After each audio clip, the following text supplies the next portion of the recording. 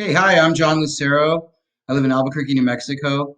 I'm a residential and commercial realtor, and my brokerage is Maddox and Company Realtors.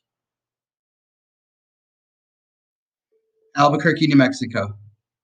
There's a lot of open space, 300 days of sunshine, so we don't really experience a lot of snow and rain just in July, which right now we're going through our monsoon. So, yeah, it's a lot of desert, so you got to get used to that kind of environment. Well, I'm old school. So when I was in high school, we had typing classes, and my mom made me take a typing class.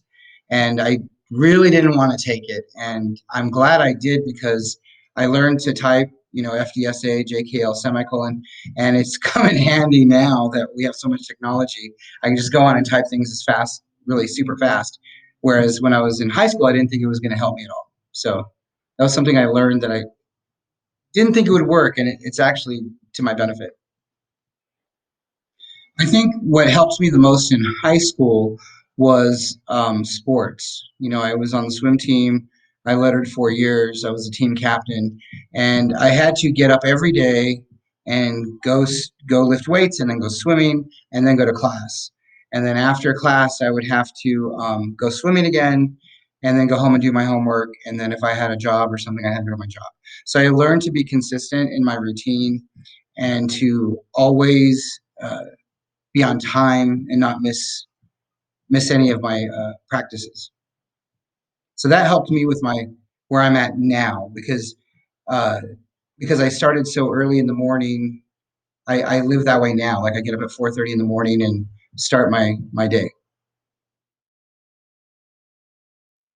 So my typical day is I get up at 4:30 in the morning. I have coffee and I start my social media marketing.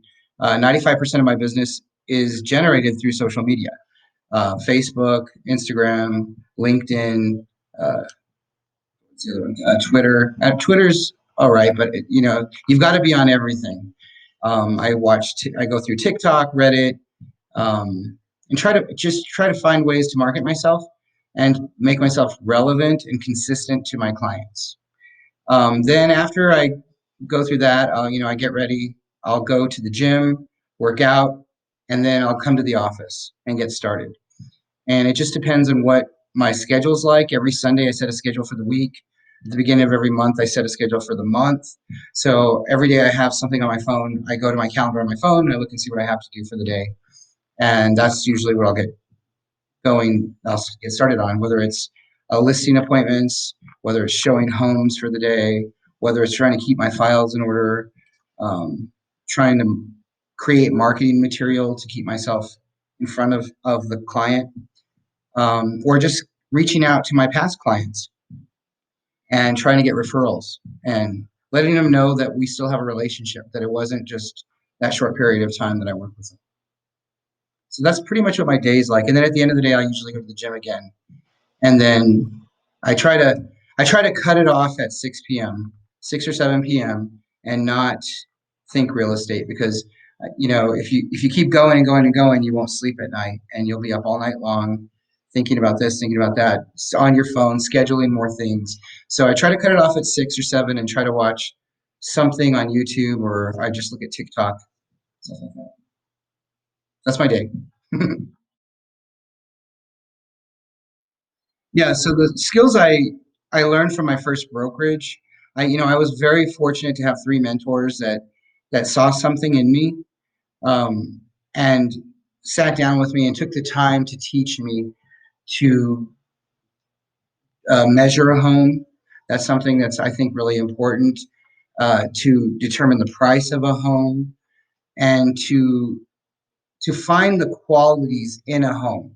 Everybody's home is their biggest investment, whether they're buying it or selling it.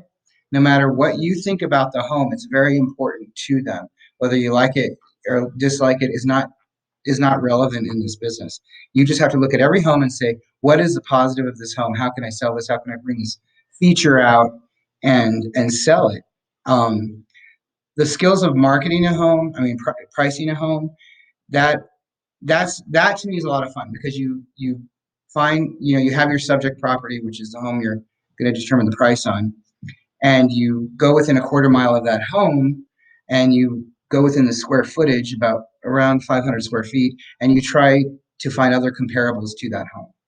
And you do that search, and then you average it out, and that's how you determine a price. One of the things that a lot of realtors forget is that condition is very important. Condition matters into the price. So if you have a home that needs a lot of work, you can't use a home that's in top condition where everything's updated and remodeled. So you have to find a comparable is literally something exactly alike. One of the other skills I think that is really important, and this is the bottom line skill that you have to learn if you're going to be a realtor, is you have to be able to know how to do a net out. Really, no matter what you bring to the client, the most important question they're going to ask you is, how much money is it going to cost me to buy this house? Or how much money am I going to make when I sell this house? So I do net outs all the time. Like once, before, when I go on my listing presentation where I go and I compete for the listing, and I try to be the realtor that they choose, I have a draft net out. And on the top, I put all numbers are subject to change. And I show them what the closing costs are going to be. And I show them, I ask them before I go out there, how much money do they owe on their home? And I factor all that in there, the property taxes, everything. And so when I go to my listing presentation, I show them right off the bat, this is what you could earn if all goes well in the contract. With buyers, I do the same thing. This is how much money you're going to need to bring to closing. All the numbers can change because you don't know the factors until you have an executed contract. But that is probably the most important skill that you need to be a realtor. And it's really simple. There's programs out there that you go in and you just plug in all the numbers and just press the bottom button, and then it all comes out for you, and you just type in what you have to type. So that's probably more important than comparables. Well, I try to set goals for myself all the time. I've been in real estate for 10 years, and I started in residential real estate. And I told myself I was going to start selling commercial. And this last 2 years, I added commercial real estate to my business, and it's actually taken off. So I'm working on getting more business in commercial as well as residential. I just hired an assistant because I'm a one-man shop. I don't have teams and stuff like that. When you hire John Lucero, you're going to get John Lucero from beginning to end. I don't pass you off to another person and stuff like that. So that's really important to me in my business. So I've hired an assistant to help me with the stuff that that I that they can do, and then I could be out there with my clients all the time or at their properties. I am purchasing my third investment property, and my goal is in 10 years to have 10 investment properties and have them paid off so that way I have a retirement. Because nowadays you don't really have retirement like you did in the old days. And as a realtor, you're a private contractor. You don't get 401ks. You don't get there's no benefits to it. You would just get Social Security when you retire, and that's not enough to live on. So my goal is to purchase investment properties, pay them off, and two of mine right now I Airbnb, and the third one I rent. So that's my goal at this moment. I think the most important advice is, to communicate with people, communicate with whoever you're working, whatever uh, business, career, whatever you choose in the future to be. Um, you be you and be good at it and be real.